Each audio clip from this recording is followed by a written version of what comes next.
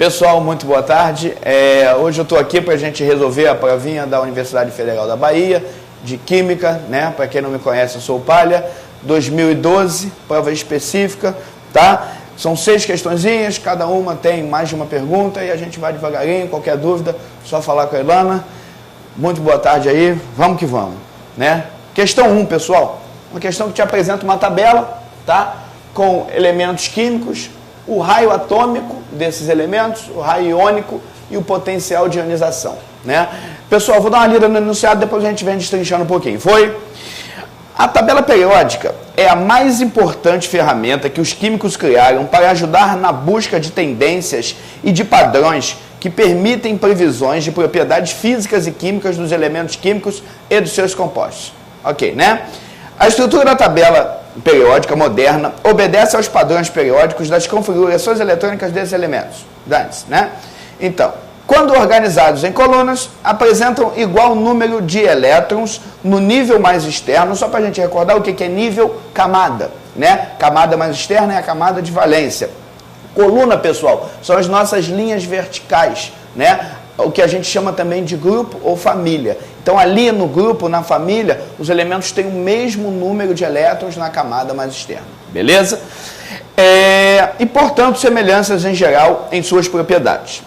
Entretanto, como esses elétrons de valência se distribuem em diferentes níveis de energia, conforme o número atômico aumenta, os elementos desse grupo aumentam valores diferentes dessas propriedades, como mostra a tabela acima. Daqui a pouco a gente discute. Assim, as configurações eletrônicas, além de explicarem as semelhanças, explicam também as diferenças entre as propriedades desses elementos nos períodos. Períodos são as linhas horizontais, né, que indicam o número de camadas que o elemento tem, tá? Camadas eletrônicas, e grupos da tabela periódica. Oh yeah! A partir das considerações sobre a tabela periódica dos elementos químicos e com base nas informações da tabela que representa as propriedades dos elementos do grupo 6A, ou melhor, né, grupo 16, tá? Família dos calcogênios, ok, pessoal? 16ª coluna, como ele te apresenta aqui, né? Oxigênio, enxofre, selênio, telúrio e polônio, beleza?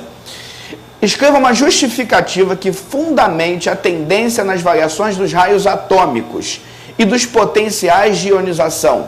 Beleza, primeira pergunta, para a gente relacionar o raio atômico com esse potencial de ionização, tá? Galera, uma questão teórica, né? O que é o raio atômico? É o raio do átomo, né? Opa, como é que é mais ou menos a estrutura do átomo? O núcleo, lá no centro, e girando em torno do núcleo as camadas eletrônicas.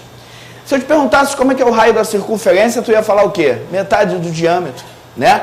O raio do átomo é a distância do centro da circunferência, entre aspas, até a extremidade, a última camada da eletrosfera, certo? Beleza? A distância do centro até a extremidade. Como é o raio do raio da circunferência? A distância do centro até a extremidade. Só que aqui no centro, o que a gente tem? Núcleo. E na extremidade, a última camada eletrônica. Então, o que acontece, pessoal? Esse raio está aumentando. O raio atômico, tá? Da espécie neutra, está aumentando. Conforme está aumentando, o número de quê, gente? De camadas. O oxigênio é um elemento que está no segundo período. Ele está na tua segunda linha horizontal. Portanto, ele tem 2 camadas eletrônicas. Se eu tivesse que fazer a distribuição por camadas do oxigênio, como é que ficaria? Pega o oxigênio e distribui os seus 8 elétrons. 1s2, 2s2, 2p4. Olha aqui, ó, 2, 4, 8 elétrons. Na primeira camada eletrônica do oxigênio, a gente tem 2 elétrons. E na segunda camada eletrônica do oxigênio, a gente tem 6 elétrons. Vamos fazer isso também, pessoal, para o enxofre, que é o elemento do terceiro período, uma linha abaixo do oxigênio.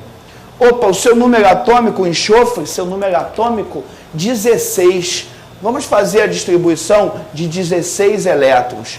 Faz comigo aqui, 1s2, 2s2, 2p6.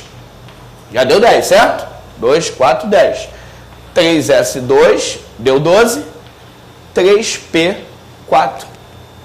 Opa, pessoal, primeira camada eletrônica, enxofre, 2 elétrons. Segunda camada eletrônica, enxofre, com 8 elétrons. Terceira camada eletrônica, enxofre, com 6 elétrons. Está percebendo já uma particularidade? Opa, foi o que ele falou, mesmo número de elétrons na camada mais externa, ó. 6 na segunda, porque ele está no segundo período. 6 na terceira, porque ele está no terceiro período. E conforme a gente vai descendo, pessoal, vai aumentando o número do período, vai consequentemente aumentando o número de quê? O número de camadas eletrônicas.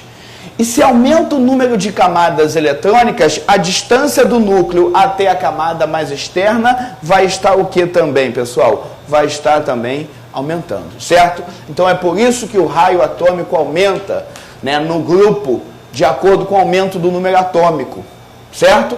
Conforme você vai descendo, vai aumentando o número de camadas e, consequentemente, a distância do núcleo até a camada mais externa.